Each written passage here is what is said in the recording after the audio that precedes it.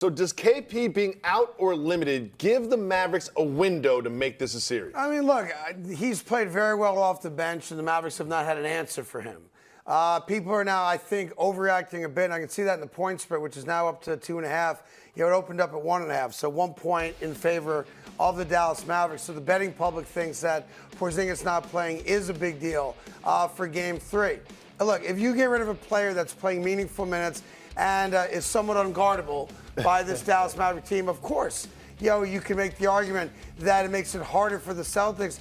But I'm looking at a Celtic team that was 30-5 in the regular season without him. Mm-hmm. I'm looking at a Celtic team that has won 7 consecutive playoff games without him, 9 overall, the 2 games that he has played. And while, yeah, it changes the rotation, it means a 38-year-old Al Horford has to play 30-plus minutes most likely. Right. And that's when you kind of can expose him more on both sides of the ball. But the Celtics are the best team. And when I look at this, while, yes, it's not a good thing that Porzingis is out, the Boston Celtics have proven over the course of months that they beat everybody and don't need Porzingis to do it. Absolutely right. They used to playing without Porzingis. I think they play better without him, and they understand that how to play without him. They pass the ball around, the floor is open, they create, they make plays. Their defense is good. With him on the court, their defense is a lot better because he protects the rim. Sure. But, I just think that they understand that this is the way it is. And that's how they're not going to be with him.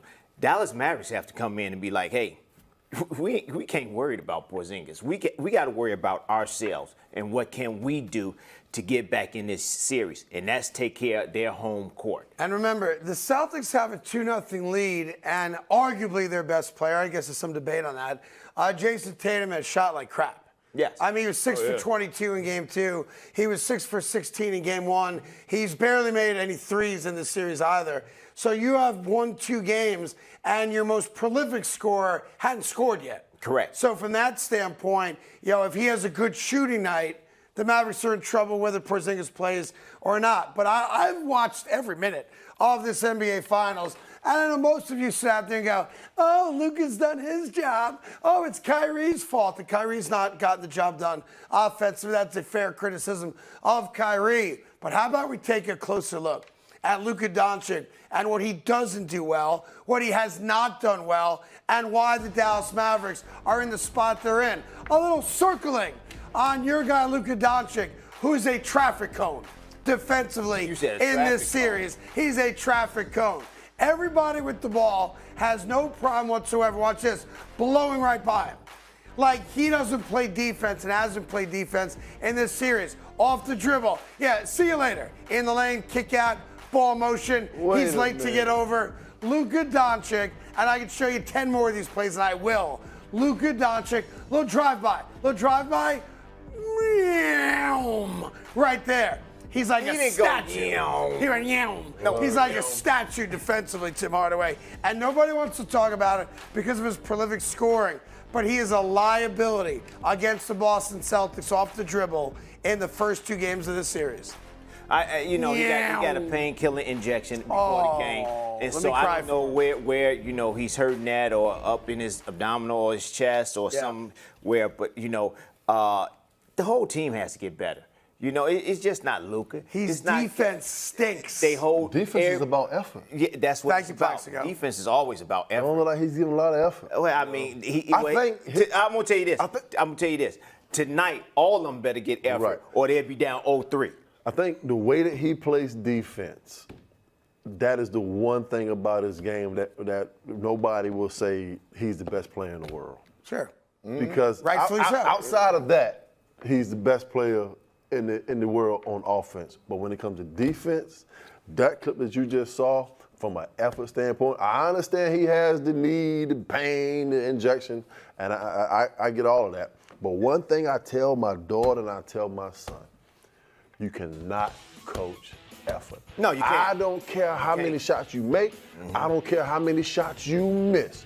But one thing that we are going to do in this household, we are going to compete and we are going to play with effort. And that is what we're going to be known for. Listen, you do not want to have the reputation as a young man or a young woman coming up or playing college or playing professional that you don't play hard, because it is a hard stigma to get off of Sure. you. Correct. As an athlete, Correct. you have to give effort. Now, look, the Mavericks are aware of this video, obviously. Of course. But he's the superstar on the team along with Kyrie.